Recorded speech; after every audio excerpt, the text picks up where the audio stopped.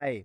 इस वीडियो में हम पढ़ेंगे strategies of interest group in policy process में इंटरेस्ट ग्रुप क्या क्या स्ट्रैटेजीज यूज करता है, okay, to achieve their objectives. Okay, यही हम देखेंगे इस कंप्लीट वीडियो में। चलिए शुरू करते हैं। देखिए, interest group are closely related to the policy process के साथ वो बहुत ज़्यादा क्या होता है, एक्टिव होता है interest group. Okay, so however their relationship with policy process varies across the country के अंदर उनका जो रिलेशनशिप है विद द पॉलिसी प्रोसेस वो अलग अलग हो सकता है। ओके, वेरी करता है अक्रॉस द कंट्री के अंदर, और अलग अलग कंट्री में भी अलग अलग हो सकता है। ओके, सो इन सम कंट्रीज जैसे कि ब्रिटेन हो गया, interest group touch the highest level of participation in policy process. तो हर एक देश में क्या होता है, इंटरेस्ट ग्रुप अलग अलग टाइप से काम करता है। जैसे कि ब्रिटेन में हो गया, ब्रिटेन में जो इंटरेस्ट ग्रुप होता है वो बहुत बड़े लेवल पे काम करता है in the process of the policy making. Okay, so policy process में उसका जो पार्टिसिपेशन है वो बहुत ज़्यादा होता है। किसमें? ब्रिटेन में। किसका? इंटरेस्ट ग्रुप का। So for example, Britain majority party the Labour party grew out of Britain trade, okay, Britain trade union. So countries where political party system is weak, जहाँ पे पॉलिटिकल सिस्टम वीक होती है, pay more heed to the demand of interest group. तो वहाँ पे क्या होगा, जो डिमांड है इंटरेस्ट ग्रुप की, उनको बहुत ज़्यादा मतलब उनको वहाँ पे बहुत ज़्यादा क्या होगा, उनकी डिमांड होगी इंटरेस्ट ग्रुप की, जहाँ पे पॉलिटिकल सिस्टम क्या होगा, वीक होगा वहाँ पे। Okay, but in the countries like strong and organize parties the demand of interest group have to match the interest and ideology of the political parties। तो जहाँ पे एक स्ट्रांग और ऑर्गेनाइज पार्टीज होंगी, जिस देश के अंदर स्ट्रांग एंड ऑर्गेनाइज पार्टी होंगी, वहाँ पे जो डिमांड है किसकी? इंटरेस्ट ग्रुप की, उनको मैच करना पड़ेगा interest and ideology of the political party. मतलब ये कि जहाँ पे वीक पॉलिटिकल पार्टी होगी, जिस देश के अंदर वीक पॉलिटिकल सिस्टम होगा या वीक पॉलिटिकल पार्टी होगी, ओके, तो उस समय क्या होगा, जो डिमांड है इंटरेस्ट ग्रुप की, जो डिमांड है वो ज़्यादा आएगी, और उस पार्टी को उस डिमांड को फुलफिल करना पड़ेगा। If the political party have strong and organize party, अगर अगर पॉलिटिकल पार्टी स्ट्रांग है और ऑर्गेनाइज है, तो जो जो इंटरेस्ट ग्रुप की जो डिमांड है, इंटरेस्ट ग्रुप की जो आइडियोलॉजी है, उसको क्या करना पड़ेगा, मैच करना पड़ेगा with the political party. Okay, so they have limited influence there. तो वहाँ पे जो इंटरेस्ट ग्रुप का इन्फ्लुएंस जो है, मतलब इंटरेस्ट ग्रुप का जो जो भी इंटरफेरेंस है वो बहुत कम होगा in the strong and organize parties के अंदर। ओके, मतलब जिस देश में स्ट्रांग और ऑर्गेनाइज पार्टी होगी, उस देश में जो इंटरेस्ट ग्रुप है उनका इंटरफेरेंस बहुत कम होगा। So as political party have started losing their grass root connection, election have major election have majorly become vote bank show. Okay, so interest group have come to play an influence role in policy process. तो सबसे important चीज़ ये है कि अगर किसी political party का grass root level से कनेक्शन अगर टूट जाता है, ठीक है, तो उस समय जब इलेक्शन होगा, उस समय क्या होगा, जो इंटरेस्ट ग्रुप है वो बहुत ज़्यादा रोल प्ले करते हैं। क्यों? क्योंकि वो एज अ वोट बैंक की तरह उनको यूज़ किया जाता है in the political process. So due to their share interest, they not only represent their members, but their numerical strength also increase। तो इसीलिए क्या हो जाता है, जो पॉलिटिकल ग्रुप्स होते हैं, पॉलिटिकल पार्टीज होती है, उनका यूज करते हुए, क्योंकि already they have the strength. Okay, क्योंकि वो ग्रुप है तो ultimately they have the strength. So what whoever the political party, they will use that the interest group in the as the vote bank। Okay, so even by not being a member of the particular interest group, they support its demand for the fulfillment of common interest।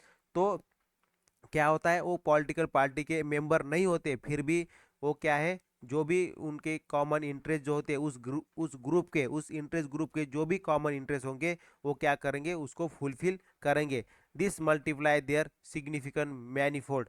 तो इससे क्या हो जाएगा, इससे उनका importance बढ़ता है। Okay, उनका सिग्निफिकेंस बढ़ता है। क्यों? Because they fulfilling the interest of the common man, okay, they fulfilling the interest of the common man, they fulfilling the common interest of the people, so that's why their demand is increase, okay, मतलब उस जो interest group है उनको क्या मिलेगी? Popularity मिलेगी। So many powerful and so many powerful and wealthy interest group जैसे कि chamber of commerce provide finance to the political parties, ठीक है। तो ऐसे बहुत सारे इंटरेस्ट ग्रुप है, बहुत फेमस इंटरेस्ट ग्रुप है, जैसे कि ये है चैम्बर ऑफ कॉमर्स, ठीक है। ये क्या करता है? फाइनेंस प्रोवाइड करता है पॉलिटिकल पार्टीज को। So they always look for their support and try to compensate them with favourable policies. तो सेम वे जैसे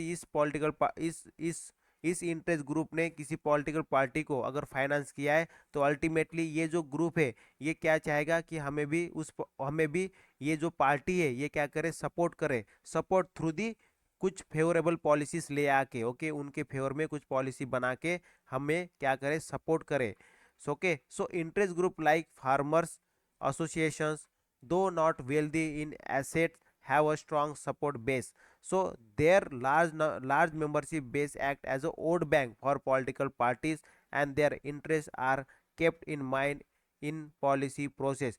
तो जरूर नहीं है कि फाइनेंस अगर किसी ग्रुप में बहुत ज़्यादा मेंबर्स है, जैसे कि फार्मर एसोसिएशंस, तो फार्मर एसोसिएशंस में क्या है? बहुत ज़्यादा लोग इससे जुड़े हुए हैं, ओके, इस ग्रुप के बहुत सारे लोग मेंबर्स है। तो ultimately if there is a more population, then there is a vote bank, okay। तो अल्टीमेटली वो क्या करेंगे? किसी पॉलिटिकल पार्टी को सपोर्ट करेंगे, और वो पॉलिटिकल पार्टी उस ग्रुप के लिए, ओके, कुछ ना कुछ सपोर्ट करेगी through the policy process, okay. So इस तरह से कोई फाइनेंस से उस हेल्प करता है पॉलिटिकल पार्टी को, या कोई जैसे एज अ वोट बैंक की तरह भी यूज़ कर सकते हैं किसी भी इंटरेस्ट ग्रुप को जिसमें ज़्यादा मेंबर्स हो, या ऐसा इंटरेस्ट ग्रुप जो वेल्दी ना हो but having more population, having more membership in that group, they use okay, they use as a vote bank. So interest group try to influence policy makers, okay, to secure their interest in policy making and policy execution. तो जो interest group होते हैं वो influence करते हैं किसको? Policy makers को। किस लिए? सिक्योर करने के लिए there interest in policy making and policy execution. तो पॉलिसी बनाने में और पॉलिसी एग्जीक्यूशन के समय, पॉलिसी बनाते समय और पॉलिसी एग्जीक्यूशन करते समय क्या होता है? ये जो इंटरेस्ट ग्रुप होते हैं ये बहुत ज़्यादा इन्फ्लुएंस करते हैं किनको? पॉलिसी मेकर्स को। So they use different strategies to achieve their goals such as, देखिए, तो ये जो अलग अलग टाइप के जो इंटरेस्ट ग्रुप है ये क्या करते हैं? अलग अलग स्ट्रेटेजीज यूज करते हैं अपने गोल को अचीव करने के लिए, जैसे कि लॉबिंग, उसके बाद इलेक्शनिंग, मीटिंग, ईटीसी। अभी हम वन बाय वन देखेंगे। सो interest group use direct and indirect method for goal fulfilment, okay. They engage in inside strategies including gaining access to decision makers and use the court, but they also engage in outsider strategies, okay। So they use both inside strategies as well as outside strategies to fulfill their demand। तो ये दोनों तरीके वो अपनाते हैं, ठीक है। कौन ये अपनाते हैं? ये इंटरेस्ट ग्रुप अपनाते हैं for fulfilling their interest, okay. So there in they go public, use electoral tactics in indirectly influence decision makers। the strategy adopted by interest group are as follow। तो जो इंटरेस्ट ग्रुप जो strategies use करते, okay, to influence the decision maker, okay, so this are, okay, we will going to discuss one by one. तो सबसे पहले हम lobbying पढ़ेंगे, उसके बाद हम पढ़ेंगे electioneering, then generating public pressures, then propaganda, campaign assistant, acting as a source of information, resolve door, demonstrations, then gero then use of party platform, using constituent